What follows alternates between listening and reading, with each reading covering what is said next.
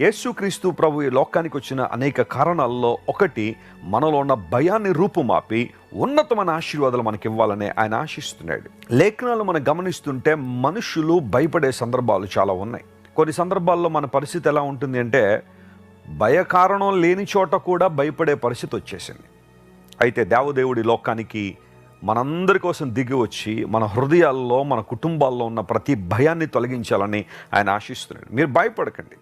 పరిశుద్ధ గ్రంథంలో ఎన్నో చోట్ల ఈ వాగ్దానాన్ని మనం చూస్తున్నాం. ఎందుకు మనం భయపడకూడదు అంటే, నీకు ఒక సువర్తమానము ప్రకటించబడుతుంది. ఆ వర్తమానం ఏంటంటే, దావీదు పట్టణములో నేడు రక్షకుడు మీ కొరకు పుట్టి ఉన్నాడు. యేసు ప్రభు వారి లోకానికి వచ్చి మనందరి పాపముల నుండి మనల్ని విడుదల చేయాలని ఆశించారు. లేఖనాలు ధృవీకరిస్తున్న సత్యం ఏంటంటే, ఆయన మన కొరకు పుట్టాడని. ఈ మాట చదివిన ప్రతిసారి నేను చాలా ప్రభువును స్తుతిస్తాను.